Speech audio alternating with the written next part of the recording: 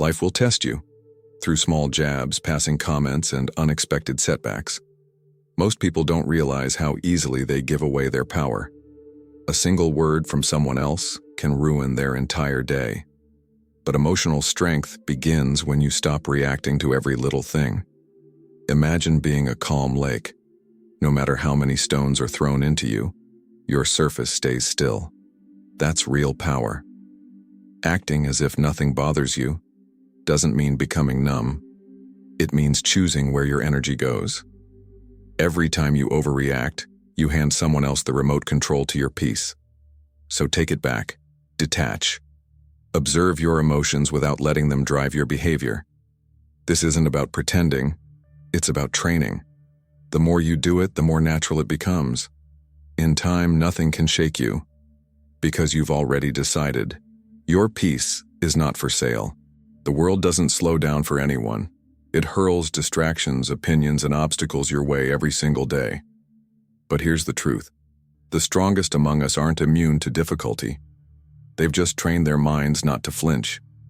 That's what the nothing bothers me mindset is. It's a quiet, internal power. You walk through storms with your head high, while others are blown off course by the wind. This kind of presence, calm, grounded, unshakable, commands respect without a word. It comes from detaching your emotional state from what's happening around you. You don't let the world pull you in 10 directions. You remain centered. And when others lose their composure, you remain still. People will wonder what your secret is. But there is no secret. It's discipline. It's mental training. It's the refusal to let chaos dictate who you are. The world changes. You don't. Most people treat failure like a dead end, but the wise know it's just a detour. When you're emotionally attached to the outcome, every stumble feels like a personal attack. But when you step back, when you detach, you begin to see clearly. Failure isn't something to fear. It's data. It's feedback. It shows you what needs adjusting, not what needs abandoning. Think of it like a craftsman refining his work. Each mistake is a lesson, not a label. The Stoics taught us to focus only on what we can control: our thoughts, our actions, our effort. You cannot control outcomes, but you can control your response to them. So the next time life knocks you down, don't waste your energy on frustration. Observe, learn, adapt, and move forward with calm determination. Because the man who isn't broken by failure is the one who eventually shapes it into something greater. The difference between a calm man and a chaotic one is often just a breath. That moment of pause, before you speak, before you act, is where true strength lives. Most people are quick to react, driven by impulse and emotion. They don't think. They just respond. But the Stoic man, he waits. He pauses. He asks himself, is this worthy of my energy? Will this matter tomorrow? That brief silence between stimulus and response is where mastery begins. It's not always easy. Your instincts will scream for action, for retaliation, for reaction, but discipline is forged in that exact space. Start small. When someone irritates you, don't respond. When plans change, stay calm. Each pause is a mental push-up, building strength over time. Eventually, this becomes second nature. You no longer get pulled into storms. You remain the still point at the center of them. Before you can become calm, you must see yourself as calm. The mind doesn't distinguish much between imagination and reality. That's why visualization is one of the most powerful tools in your arsenal. Picture yourself in moments of stress, but instead of reacting, you remain still. Someone insults you and you don't flinch. A plan falls apart and you don't panic. You stay composed, collected, in control. This isn't fantasy. It's rehearsal.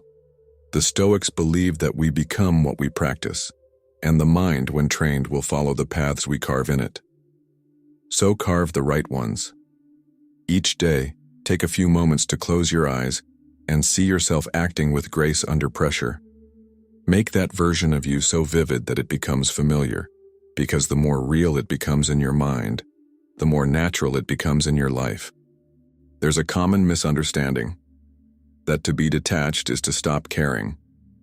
But emotional detachment is not the absence of feeling, it's the presence of control. You still feel joy, pain, love, and disappointment, but you're no longer ruled by those feelings. That's mastery. You recognize emotion, you respect it, but you don't obey it. Most people are tossed around by their emotions like leaves in the wind. One bad comment, one missed opportunity, and they crumble. But the Stoic stands firm. He does not deny emotion. He channels it. He feels it, then chooses his response deliberately. This kind of inner discipline is rare, and it's powerful. It means that no matter what someone says or does, your peace remains intact. Your calm is not conditional. It comes from within. And that, in a world of overreaction, makes you unshakable. We've been taught to care about everything: what people think, what they say, how they judge us. But here's a truth most never learn. Not everything deserves your attention. Indifference, when used wisely, becomes a superpower. It's not apathy, it's clarity. It's the ability to say, "This doesn't deserve my energy." Imagine how much peace you'd have if you stopped reacting to every minor inconvenience, every careless comment, every meaningless opinion. The Stoics knew that freedom begins when you let go of things outside your control.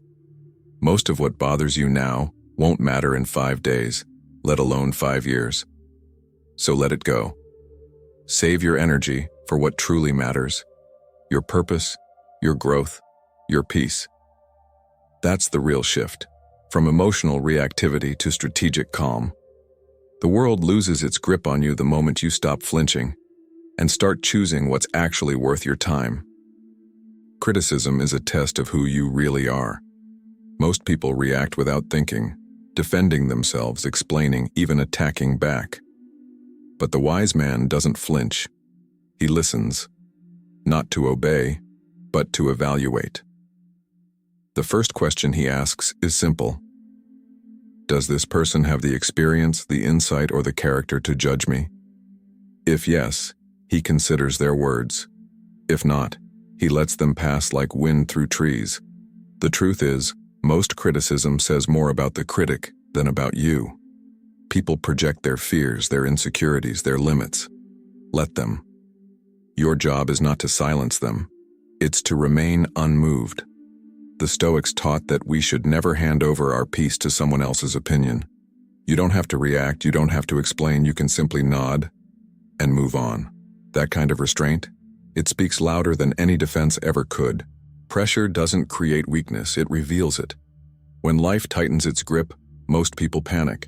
They shout, they crumble, they react without thinking. But not the man who has trained for the storm. He expects resistance. He doesn't waste time wishing things were easier. He sharpens his mind to meet difficulty head-on. This composure is not something you're born with. It's built through preparation. The Stoics practiced this constantly, visualizing adversity so that when it came, they were not surprised. You must do the same. Accept that not everything will go your way. People will disappoint you. Plans will fall apart. Life will test your patience. But instead of resisting, breathe. Step back. Respond. Don't react. Calm is a strategy. And when you move with calm under pressure, you gain an edge most never will. Because while they're scrambling, you're already 2 steps ahead, clear, focused, and unshaken. Suffering often begins where control ends. We cling, tighten our grip on outcomes, people, expectations, believing that if we just hold on harder, we can bend life to our will. But the truth is, the more you cling, the more you suffer. The Stoics understood this deeply. Peace begins the moment you accept that some things are simply beyond you. Like a river flowing around rocks, you must learn to move with life, not against it. Letting go doesn't mean you stop caring. It means you redirect your energy toward what you can influence. Your choices, your mindset, your response. So the next time you feel that tension, the frustration of things not going your way, ask yourself, is this mine to control? If not, release it. Don't waste your strength on what will not bend. Reserve it for what truly matters. In letting go, you don't become weak. You become free. Frustration is often the result of unmet expectations. But the wise man knows, expectations are illusions we create, not promises the world makes. When you're emotionally attached to a specific outcome, every twist in the road feels like betrayal. But when you practice detachment, you move differently. You don't fight reality, you flow with it. You stop replaying the past, stop asking what if, and start focusing on what now. This shift is quiet, but it changes everything. You no longer waste time arguing with what already is. You observe, you adjust, you move forward. The Stoics taught that regret is a misuse of the present, an emotional tax we pay on things we can't change. Let that go. Instead of clinging to what should have happened, ground yourself in what can happen next. That's where your power lives, in the present, not in the past. In a world addicted to noise, silence becomes a weapon. Most people speak just to be heard, filling the air with opinions, justifications, and emotional outbursts. But the man who masters silence, he commands attention without asking for it. He listens more than he talks. He observes, absorbs, and then speaks with purpose. And when he does, every word carries weight.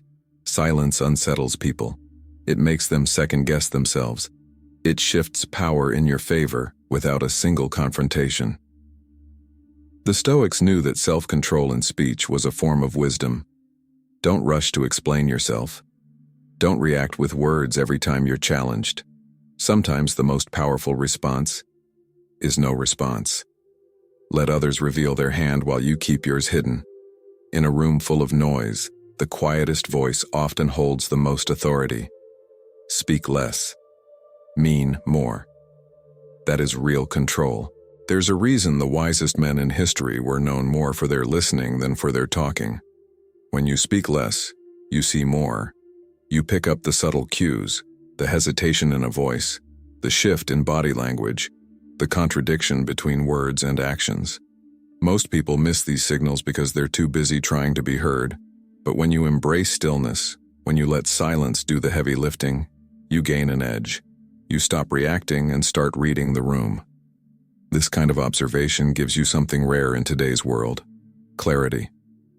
The Stoics taught that true power lies in perception, noticing what others overlook, understanding what others miss. So resist the urge to fill every gap with words. Instead, watch, learn. Let others reveal their intentions while you stay grounded, unmoved, and always 3 steps ahead.